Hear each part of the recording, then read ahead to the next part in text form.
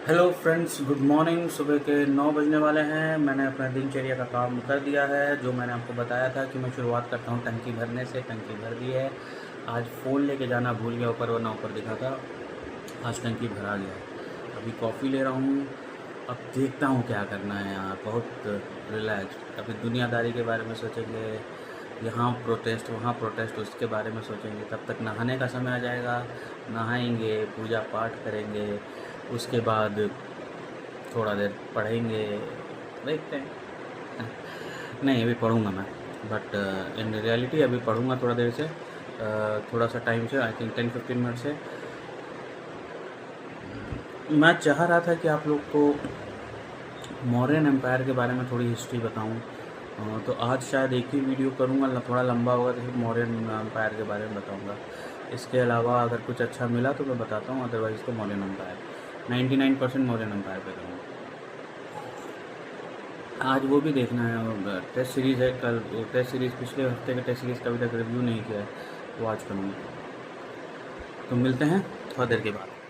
Hello friends. हाँ, पिछले हफ्ते के टेस्ट सीरीज़ का मैंने रिव्यू किया। ज्योग्राफ़ी तो मेरे को थोड़ी सी टफ़ लगी रही है। ज्योग्राफ़ी के साथ इन्वायरमेंट था, तो इन्वायरमेंट भी टफ़ है। उसके जो क्या बोलते हैं, जितने भी सबमिट्स हैं वो थोड़े याद नहीं रह रहे हैं, तो उस पर ध्यान देने वाली बात है। मैंने वो सारी चीज़ों का नोट्स बना लिया है। दोपहर के 12 बज गए हैं। अब कॉफ़ी लेके फिर से बैठ गया हूँ। आज नाश्ता नहीं कर रहा हूँ मैं, तो मैं कॉफ़ी लेके फिर से बैठ गया हूँ। जितनी ज़्यादा कॉफ़ी नहीं पीनी चाहिए, बट आज मेरा मन हो रहा था कि कॉफ़ी पीऊँ। बहुत थोड़ा सा वो शुगर क्रेविंग में, जैसा वो तो बोलते हैं ना, वैसा हो रहा था, तो ले लिया। बहुत मीठी कॉफ़ी नहीं है, बट अभी मैं पॉलिटी पढ़ूँगा पहले यार। सोच रहा था हिस्ट्री करूँ, लेकिन पॉलिटी पढ़ूँगा। देख रहा हूँ पॉलिटी थोड़ा पीछे चल रहा है, हिस्ट्री को जल्दी ख़त्म कर सकता हूँ, मतलब ख़त्म कर किया जा सकता है। पॉलिटी पीछे चल रहा है, पॉलिटी करता हूँ और फिर आपको बताता हूँ कुछ अच्छे फैक्ट्स होते हैं तो ज़रूर होंगे पॉलिटी में भी। और जैसा कि बोला मौर्यन एम्पायर का तो बताऊँगा ही, है ना। नमस्कार, हेलो, हाउ आर यू। तो मैंने जैसे आपको बोला था कि थोड़ा सा माइक एडजस्ट करता हूँ, है ना, सॉरी। तो जैसे कि मैंने आप सबको बोला था कि मैं मौर्यन एम्पायर के बारे में थोड़ा सा बताऊंगा, जो मैंने पढ़ा है, ठीक है, उतना ही मैं आपको ब्रीफ दे पाऊंगा। उससे भी मैं उसको थोड़ा छोटा ही करूंगा कि बहुत सारी चीज़ें ऐसी कि जो फैक्ट बेस्ड हैं, वो सीधे सीधे मैं आप लोगों को फैक्ट बताऊं तो बहुत समझ में नहीं आए। तो जब महाजनपद बनते हैं और महाजनपद बनने के बाद जब सेकेंड अर्बन रेवोल्यूशन होता है, और वो जनपद मतलब मेट्रो, मान के चलिए कि मेट्रो सिटीज़, म्यूनिसिपल कॉर्पोरेशन, वैसे मेट्रो सिटीज़ जब डेवलप होते हैं, नॉट म्यूनिसिपल कॉर्पोरेशन, जब शहरीकरण, दूसरा शहरीकरण होता है। पहला शहरीकरण कौन सा है? पहला शहरीकरण है जब इंडस वैली सिविलाइजेशन की बात होती है। आप उसमें देखेंगे कि इंडस वैली जो है, जिसको सिंधु सभ्यता बोलते हैं, सिंधु घाघर सभ्यता जो है, वहाँ पे अर्बन डेवलपमेंट बहुत ही बेहतरीन कोटि का हुआ था। जिस तरीके का ड्रेनेज सिस्टम था, रोड क्रॉस सेक्शन था, ग्रेट बाथ था, तो इससे पता चलता है कि बहुत ही अर्बन सिविलाइजेशन था। फिर वैदिक पीरियड आया, उसके बाद दूसरा जो अर्बनाइजेशन प्रोसेस हुआ हमारे देश में, वो 6th BC के आसपास हुआ, है ना, जब महाजनपद बने। वो महाजनपद बढ़ते चले गए, बड़े होते चले गए, और जा कर के उन्होंने एक रूप ले लिया एम्पायर का। और जो सबसे पहले एम्पायर जो आता है, जो बड़ा एम्पायर आता है, वो ऑफ कोर्स मैंने उसके पहले आपको बताया है कि छोटे एम्पायर हुए हैं, अजातशत्रु हुआ है, नंदा एम्पायर हुए हैं। तो इसके बाद जब अलेक्जेंडर, जिसको हम लोग बोलते हैं अलेक्जेंडर द ग्रेट, जब वो इंडिया में अटैक करता है और पूरी तरह अटैक नहीं कर पाता है, वापस चला जाता है, उस वक्त एक विष्णुगुप्त नाम का व्यक्ति चंद्रगुप्त मौर्य नाम के व्यक्ति के साथ तैयारी कर रहा होता है एक महान साम्राज्य की स्थापना की, और इसका नाम होता है मौर्यन एम्पायर, है ना। ये थोड़ा ब्रीफ है कि मतलब कैसे हुआ। मैं पूरी स्टोरी सुनाऊंगा तो वीडियो भी बहुत लंबा हो जाएगा, तो मैं जो फैक्ट है वो बताऊंगा आपको, जैसे मैंने पहले बोला। और जो कभी अगर आप लोगों को कभी कुछ डाउट हो तो पूछिए, मैं उस पर स्टडी करके बता सकता हूँ। मैं कोई एक्सपर्ट नहीं हूँ, जो पढ़ता हूँ वो मैं बता रहा हूँ, है ना। तो गलती होने के चांसेस भी हैं, उस गलती को कम करूँ इसलिए मैं आपको बहुत सारी स्टोरीज़ नहीं बताता हूँ। फिर आप बोलेंगे नहीं ऐसा नहीं है वैसा है, तो इस कंट्रोवर्सी से भी मैं थोड़ा अभी बच रहा हूँ। जब मैं पढ़ने लगूंगा और ज़्यादा पढ़ने लगूंगा, बियॉन्ड कंपटीशन पढ़ने लगूंगा, तब मैं आपको ज़रूर बताऊंगा, है ना। तो कौटिल्य, जिनको विष्णुगुप्ता जिसके बारे में बोला मैंने अभी आपको बताया, जो चंद्रगुप्त मौर्य के साथ मिलकर मौर्यन एम्पायर की स्थापना करते हैं, उनका एक और नाम होता है विष्णुगुप्त। तो विष्णुगुप्त, कौटिल्य या फिर चाणक्य, ये तीनों एक ही व्यक्ति के नाम है ना। इन्हीं चाणक्य ने अर्थशास्त्र के बारे में लिखा है, यह किताब अर्थशास्त्र नाम की किताब लिखी है, जिसमें उन्होंने ये बताया है कि पूरी की पूरी एडमिनिस्ट्रेशन, किसी भी साम्राज्य का एडमिनिस्ट्रेशन कैसे चलता है, किस तरीके से, कैसे राजा को व्यवहार करना चाहिए, कैसे प्रजा से क्या एक्सपेक्टेड है, करप्शन होता है तो करप्शन को कैसे रोका जा सकता है, क्या करप्शन को रोका जा सकता है। आप विश्वास नहीं करेंगे, चाणक्य ने ये कहा है कि जल में रहने वाली या समुद्र में रहने वाली या नदी में रहने वाली, I am not coating the exact words, पर मैं बता रहा हूँ उसकी फीलिंग, मतलब उसके जो क्रक्स ये निकलता है कि क्या नदी में रहने वाली मछली पानी नहीं पिएगी, कितना पिएगी ये आप कभी पता नहीं लगा सकते। तो उसका ये कहना था कि करप्शन ख़त्म नहीं किया जा सकता है, लेकिन उसको रोका जरूर जा सकता है, ये चीज़ उसको कम किया जा सकता है। तो ये चीज़ है करप्शन के बारे में, हम लोग बोलते हैं करप्शन मुक्त भारत चाहिए, कम ज़रूर किया जा सकता है, रोका नहीं जा सकता, है ना। तो ये बात, सबसे पहले जैसे कि मैंने आपको बताया कि चंद्रगुप्त मौर्य सबसे पहले मौर्य राजा हुए, और उन्होंने, बोला जाता है कि उन्होंने, वो पहले ऐसे राजा थे जिन्होंने अपने साम्राज्य को फैलाया, है ना। अफगानिस्तान से लेकर के सदर्न इंडिया तक, टू ईस्ट इंडिया, पूरा उन्होंने एकजुट किया, है ना। इनको कई जो ग्रीक फिलोसोफर हैं या हिस्टोरियंस हैं, वो इनको बोलते थे सैंड्रोकोटस,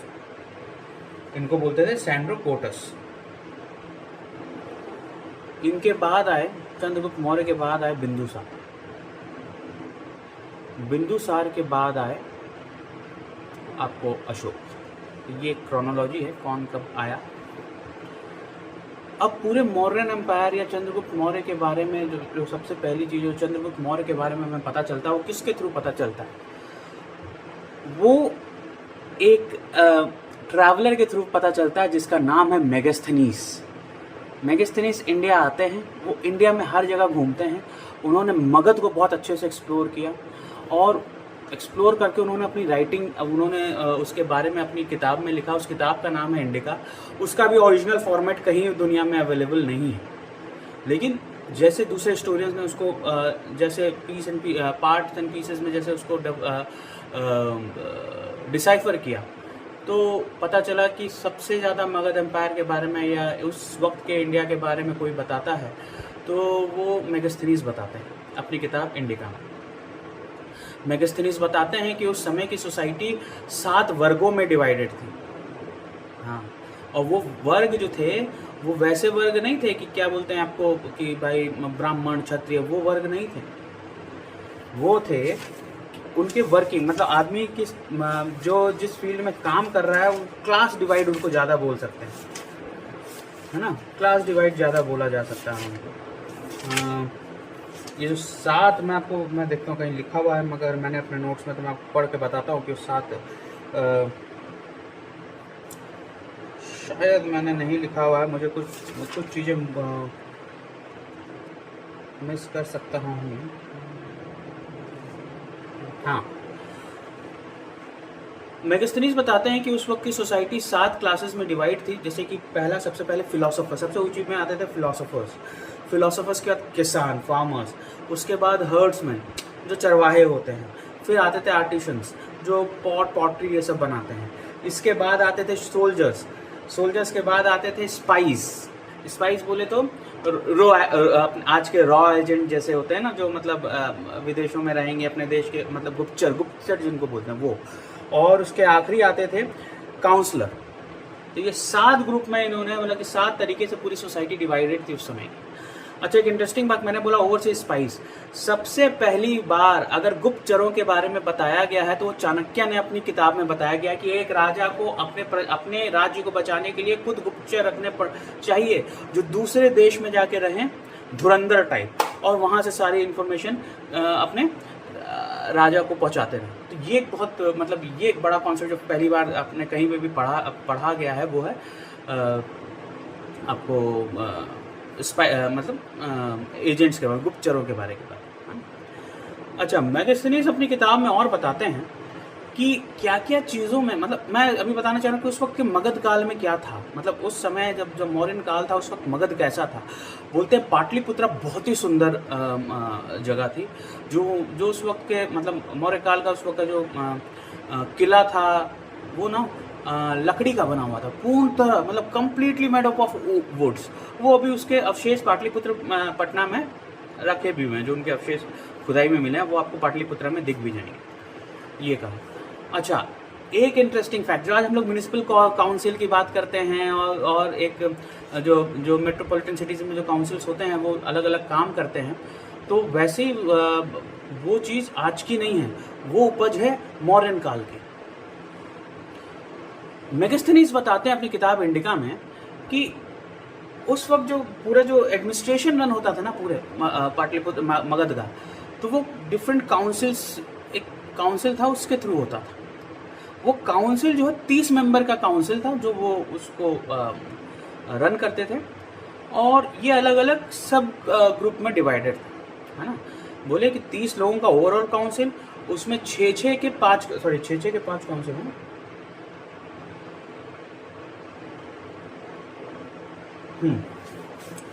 ये काउंसिल था 30 मेंबर का। इस काउंसिल के हेड जो होते थे उनको नगरक बोलते थे। नगरक मतलब नगर का हेड हो गया, एडमिनिस्ट्रेटिव हेड को नगरक बोलते थे। उनके अंडर में ये 30 मेंबर की काउंसिल थी, और ये अलग अलग, ये 30 मेंबर की काउंसिल अलग अलग कमिटीज़ में बटी हुई थी।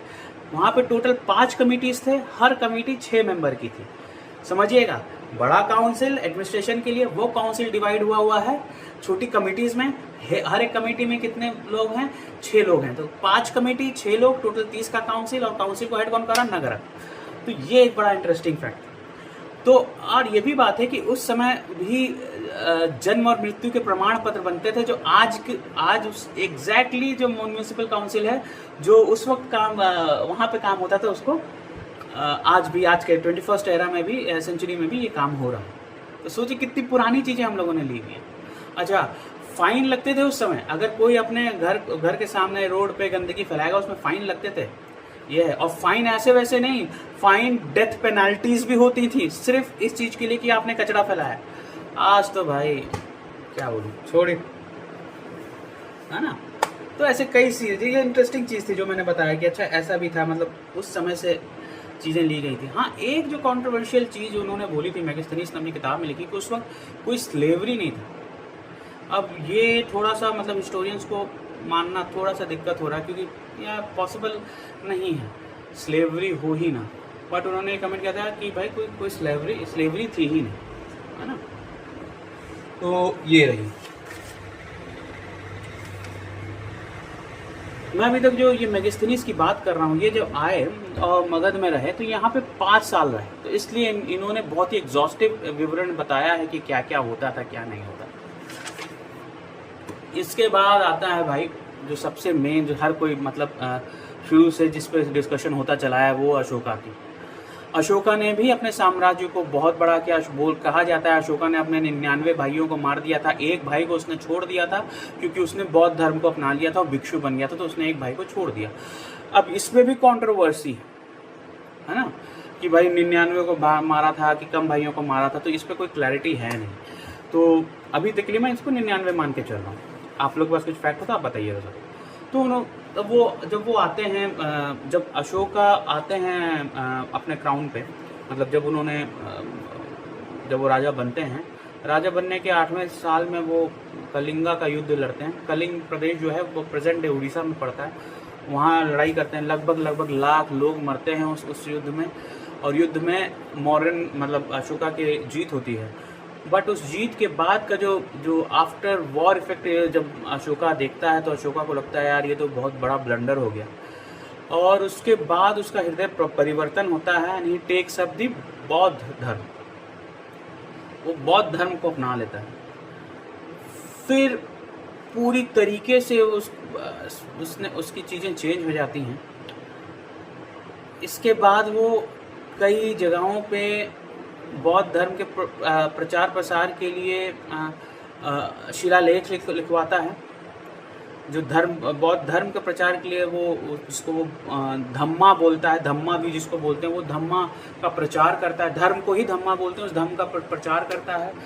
और धर्म का प्रचार करने के लिए वो कई जगह उसने रॉक एडिक्ट्स बनवाए, मतलब बड़े बड़े पत्थर मतलब बड़े बड़े जगहों पे बड़े बड़े पत्थरों में खुदाई करवाई, जिसमें उसने पूरे धर्म का प्रचार किया।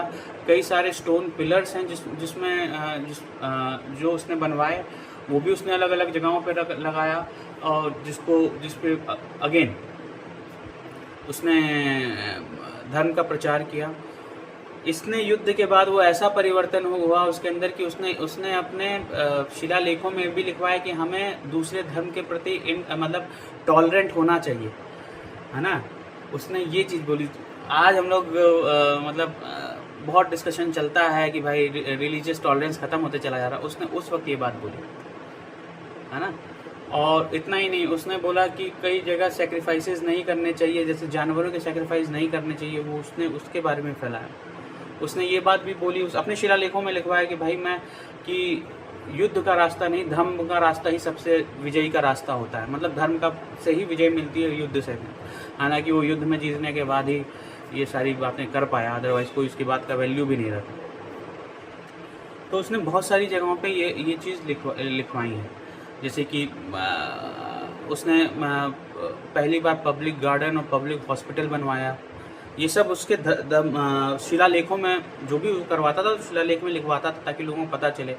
वो ये भी लिखवाता क्या क्या चीज़ फॉलो करना चाहिए वहाँ उसकी पब्लिक को, मतलब उसके स्टेट को क्या क्या चीज़ फॉलो करना चाहिए, उसके पीपल को क्या क्या चीज़ फॉलो करनी चाहिए। तो उसमें वही था, धर्म को फॉलो करो, सैक्रिफाइसेस को बंद कर दो, जानवरों के सैक्रिफाइस को बंद करो, जो भी सेलिब्रेशन होता है उसमें फालतू खर्चा मत करो।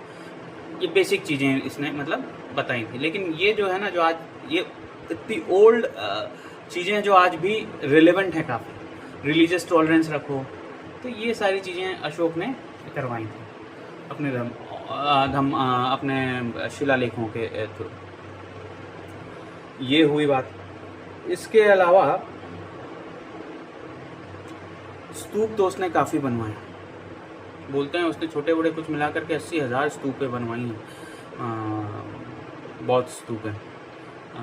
अब उसमें कितनी अवेलेबल है इसकी मुझे जानकारी नहीं है, कितनी मतलब खोजी जा चुकी है उसकी जानकारी नहीं है।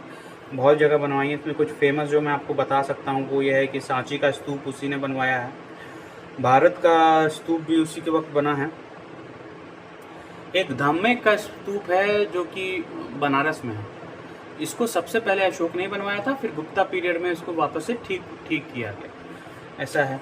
इसने काफ़ी स्तूप बनवाए हैं, बड़े बड़े स्तूप बनवाए हैं। सांची स्तूप जो है बहुत ही मार्वलस आर्किटेक्चर है स्तूपों का। अगर किसी को मौका मिले रायसेन भोपाल में, वहाँ जाकर उसको ज़रूर विजिट करें। One of the finest Buddhist अगर स्कल्पचर देखना है तो वो है।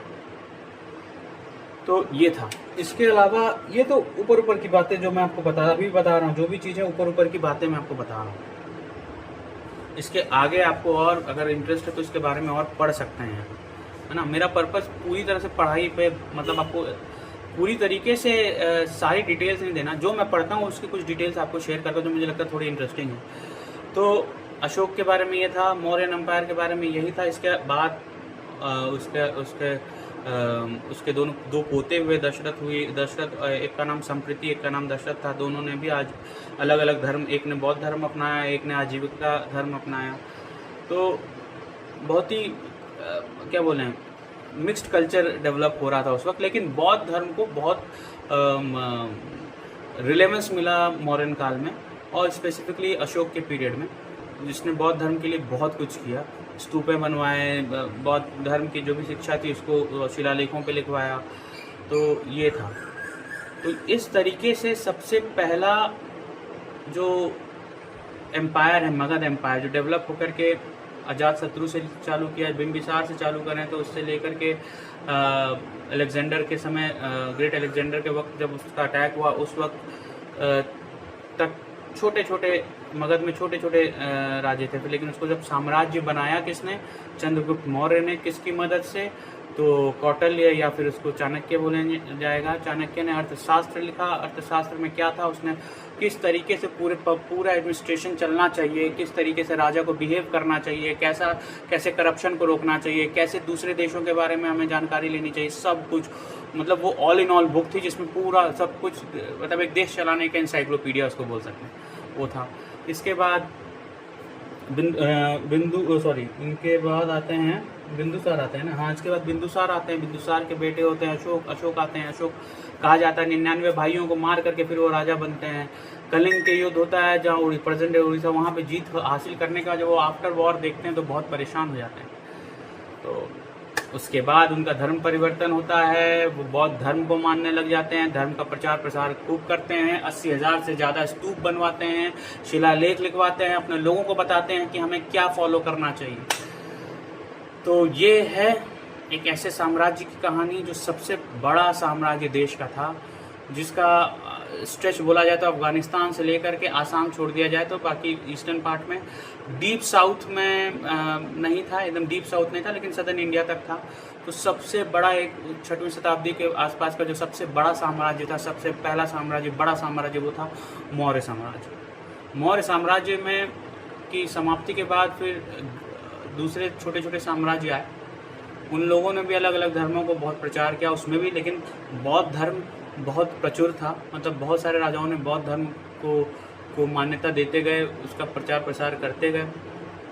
और मौर्य काल के बाद का समय है जब बुद्ध को एक रूप मिला। अभी तक सिर्फ बुद्ध के बारे में बोला जा रहा था, बुद्ध की शिक्षाएं दी जानी थी, लेकिन अब बुद्ध की स्टैचूज बनने लग गए। मथुरा एक बहुत बड़ा सेंटर बन गया जहाँ पे बौद्ध स्टैचूज गौतम बुद्ध के स्टैचू बनने लगे और बुद्धा कल्चर का, बौद्ध कल्चर का सबसे बड़ा सेंटर बन गया। वैसे ही गांधार बन गया, जो आज के डेट का कांधार है अफगानिस्तान, वो एक दूसरा सेंटर डेवलप हुआ। ये सब पोस्ट मौर्य पीरियड के बाद ये सारी चीज़ें हुई। तब गौतम बुद्ध का जो क्या बोलते हैं, उनकी मूर्तियां बनी, बहुत ज़्यादा मात्रा में बनी और उसका बहुत और ज़्यादा प्रचार प्रसार हुआ अक्रॉस द वर्ल्ड। तो मौर्य काल के बाद जब मौर्य उत्तर काल आया, तब मेजरली जाकर के बौद्ध धर्म का विस्तार पूरे वर्ल्ड में हुआ। तो ये, और पूरा वर्ल्ड जब बोलना हो तो साउथ ईस्ट एशिया, मतलब आपको जितने भी चाइना, ताइवान, फिलीपींस, ये से लेते हुए जापान तक, साउथ ईस्ट एशिया का पूरा एरिया जो है उसके बाद ही डेवलप हुआ। मतलब बौद्ध धर्म को लेकर के प्रचार उसके बाद ही हुआ और काफ़ी फेमस हुआ। तो आज भी सारे कंट्रीज उधर के बौद्ध धर्म को मानने वाले वहाँ पे बहुत हैं। तो ये था, मैंने बहुत ऊपरी तौर पे मैंने टच किया, मैंने कुछ भी डीप नहीं बताने की कोशिश की है, बहुत ऊपरी तौर पर टच किया है। किसी को अगर इससे इंटरेस्ट जागा हो तो प्लीज़ जाके पढ़ें, कुछ इन्फॉर्मेशन शेयर करनी हो प्लीज़ शेयर करें, है ना। तो अब इसके बाद मैं जो भी कुछ और पढ़ूँगा बताता हूँ। तो ये था मौर्य काल के बारे में। अब आपसे बाद में बात होती है। ये मैं ब्लू टी पी रहा हूँ, आपसे बाद में मिलता हूँ। चलिए, धन्यवाद।